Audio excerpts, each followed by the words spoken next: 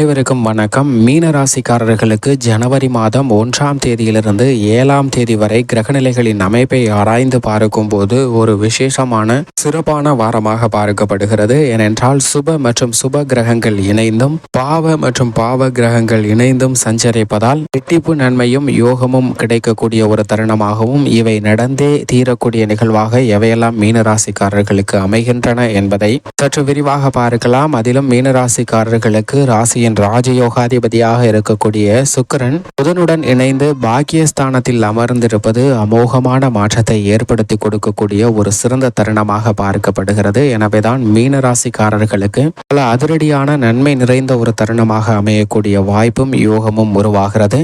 அடுத்த 7 நாட்கள்ல சுப கிரக சேர்க்கையும் பாவ கிரக சேர்க்கையின் காரணமாக இவை நடந்தே தீரும் என்று இருக்கக்கூடிய நிகழ்வாக இவையெல்லாம் அமைகின்றன. கிரகநிலைகளின் அமைப்பு எப்படி உள்ளது என்பதை ஆராய்ந்து பார்க்கும் போது ஜனவரி மாதம் 1ஆம் தேதியிலிருந்து 7ஆம் தேதி வரை கிரகநிலைகளின் அமைப்பை ஆராய்ந்து பார்க்கும் போது சுப கிரக சேர்க்கையாக புதனும் சுக்கிரனும் இணைந்து சஞ்சரிக்க போகின்றனர். இது நல்ல ஒரு முன்னேற்றத்தை கொடுக்கக்கூடிய அமைப்பாக பார்க்கப்படுகிறது. ஏனென்றால் plus into plus equal to plus என்று நல்ல செய்திகள் நிறைந்து கிடைப்பதற்கான வாய்ப்பு கிடைக்கக்கூடிய யோகம் உருவாகிறது. அதே போன்று பாவ கிரகங்களாக இருக்கக்கூடிய சூரியன் மற்றும் செவ்வாய், அதாவது minus into minus equal to plus என்று சொல்லக்கூடிய வகையில் 2 பாவ கிரக நிலைகள் இணைவதால் நன்மை நிறைந்து கிடைப்பதற்கான அதிர்ஷ்ட யோகமும் உருவாகக்கூடிய சிறந்த வாரமாக இந்த வாரம் அமைகிறது.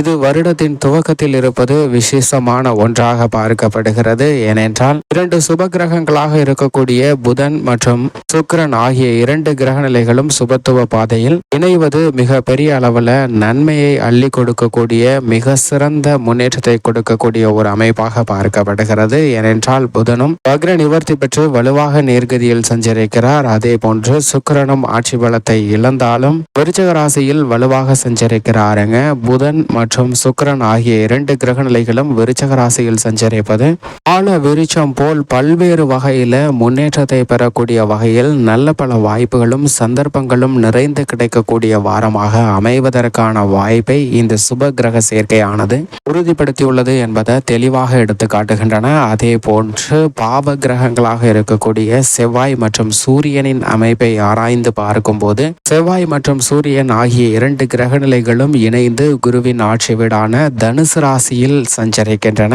இயற்கையாகவே பாவ கிரகமாக பார்க்கக்கூடிய சூரியன் மற்றும் செவ்வாய் இணைவது minus into minus equal to plus என்று யோகத்தை கொடுக்கக்கூடிய வகையில் நல்ல ஒரு அமைப்பாக பார்க்கப்படுகிறது. ஏனென்றால் செவ்வாய் சூரியன் குரு ஆகிய கிரகநிலைகள் நட்பு கிரகங்களாக பார்க்கப்படுகின்றன. நட்பு கிரகங்களாக இருக்கக்கூடிய இந்த தருணத்தில் குருவின் ஆட்சி வீட்டில் சஞ்சரிக்கக்கூடிய 2 பாவ கிரகங்களின் சேர்க்கையும் நன்மையை அள்ளி கொடுக்கக்கூடிய அபரிவிதமான யோகம் நிறைந்த ஒரு தருணமாக இந்த வாரத்தை மிக வலுவுள்ள நன்மையை நிறைந்து பெறக்கூடிய தருணமாக மாற்றியிருக்கிறது என்பதுதான் யதார்த்தமான உண்மை. தனுசு ராசியில் மங்களகரகனாக இருக்கக்கூடிய செவ்வாயும் உஷ்ண கிரகமாக இருக்கக்கூடிய சூரியனும் இணைந்திருப்பதால் சுறுசுறுப்பாக புது நம்பிக்கையுடன் புது தெம்புடன் அனைத்து விதமான பணிகளையும் உற்சாகத்துடன் செய்வதற்கான அதிர்ஷ்ட யோகங்கள் நிறைந்த ஒரு தருணமாக அமைகிறது என்பதை தெளிவாக உறுதிப்படுத்துகின்றன. அது மட்டுமல்லாது இந்த தருணத்தில் மற்ற கிரகநிலைகளின் அமைப்பை ஆராய்ந்து பார்க்கும் போது குரு மிக வலுவாக மேசராசியில் சஞ்சரிக்கிறாருங்க. மேசராசியில் வீற்றிருக்கக்கூடிய குரு மிக விரைவில் ரிஷபராசியில் அமரப்போகிறாருங்க. இன்னும் சில மாதங்கள்ல ரிஷபராசியில் அமரப்போகிறார். எனவே அதுவரை தனது நட்பு கிரகமாக இருக்கக்கூடிய செவ்வாயின் ஆட்சி வீட்டில் சஞ்சரிக்கக்கூடிய குருவின் அமைப்பு காரணமாக அபரிவிதமான நன்மைகள் அபரிவிதமான முன்னேற்றத்தை ஏற்படுத்தி கொடுக்கக்கூடிய வகையில் அமைய போகிறது.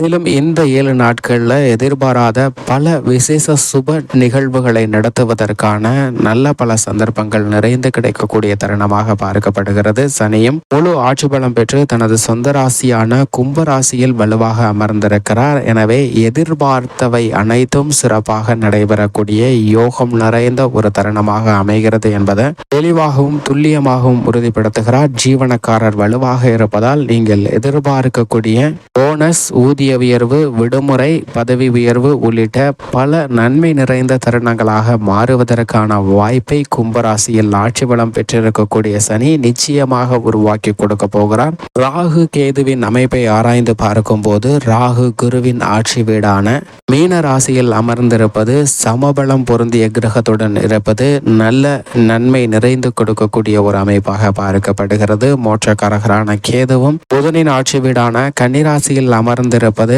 நன்மை தீமை கலந்து கிடைக்கக்கூடிய ஒரு அமைப்பாக பார்க்கப்படுகிறது. ராகு மற்றும் கேதுவின் அமைப்பு பெரும்பாலும் ஒரு சாதகமான கிரக அமைப்பாக தான் பார்க்கப்படுகிறது என்பதை தெளிவாகவும் துல்லியமாகவும் உறுதிப்படுத்துகின்றன. அதே போன்று சந்திரனின் அமைப்பை ஆராய்ந்து பார்க்கும் போது பெரிய அளவிற்கு சிரமத்தை ஏற்படுத்தவில்லை. சந்திரன் நல்ல பல முன்னேற்ற வாய்ப்புகளை அள்ளி கொடுக்கக்கூடிய ஒரு வலுவான அமைப்பில் தான் சஞ்சரிக்கிறார். சந்திரனின் அமைப்பும் சாதகமாக இருக்கக்கூடிய இந்த தருணத்தில் தொட்ட காரியங்கள் அனைத்தும் வெற்றிகரமாகவும் சிறப்பாகவும் நன்மையை நிறைந்து கொடுக்கக்கூடிய தருணமாக மாற்றப் போகின்றன என்பதை தெளிவாக உறுதிப்படுத்துகின்றன.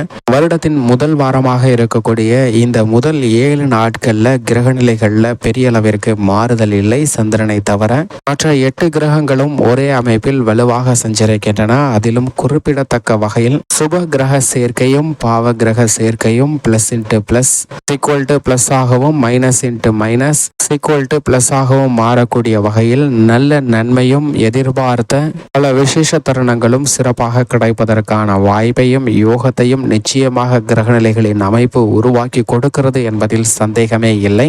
மீனராசிக்காரர்களின் குடும்ப சூழ்நிலையை ஆராய்ந்து பார்க்கும் போது ராசியின் அதிபதியான குரு பகவான் வலுவாக குடும்பஸ்தானத்தில் வீற்றிருக்கிறாருங்க. எனவே குடும்ப ரீதியாக எழக்கூடிய சிக்கல்கள், தொல்லைகள், தொந்தரவுகள் விலகும். கடன் சார்ந்த தொல்லைகள் உள்ளிட்ட பல பிரச்சனைகள்ல நல்லதொரு மாற்றம் கிடைக்கக்கூடிய வாரமாக பார்க்கப்படுகிறது. எதிர்பார்க்கக்கூடிய சுப நிகழ்வுகளை திட்டமிடக்கூடிய சிறந்த வாரமாக பார்க்கப்படுதுங்க. அது மட்டுமல்லாது குரு பகவானுடைய சுப பார்வை பாக்கியஸ்தானத்தில் அதீதமாக கிடைக்கிறது. அவருடைய சுப பார்வை கிடைக்கக்கூடிய இந்த தருணத்தில் குரு மிக வலுவாக சுக்கிரன் மற்றும் புதனை வலுப்படுத்துகிறாருங்க.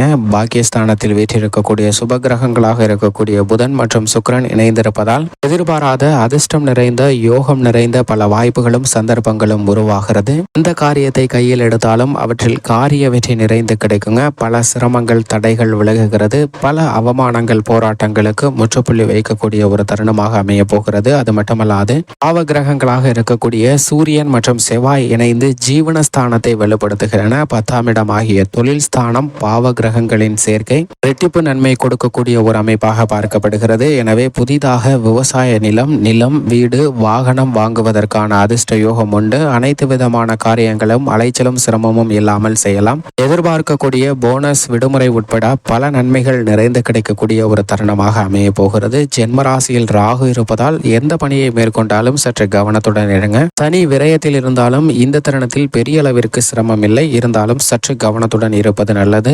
மோட்சக்காரகரான கேது 7ல் இருப்பது எதிர்பார்ப்புகளை பூர்த்தியாக்கக்கூடிய ஒரு அமைப்பாக பார்க்கப்படுகிறது. சந்திரனின் அமைப்பு பெரும்பாலும் சாதகமாக இருப்பது நன்மையும் யோகமும் கொடுக்கக்கூடிய ஒரு அமைப்பாக இருக்கிறது. மேலும் சாதகமாக மாற்றிக்கொள்ள மீனராசிக்காரர்கள் நிச்சயமாக இந்த வாரத்தில் சுற்றுலா அல்லது ஆன்மீக சுற்றுலா சென்று வாருங்கள். மேலும் மற்றவர்களின் பசியை தீர்ப்பதற்கு ஏதேனும் உதவி செய்யுங்கள். அப்படி செய்வதால் நிறைந்த நன்மையும் முன்னேற்றமும் உங்களுடைய வாழ்வில் இனிதாக கிடைக்கும்.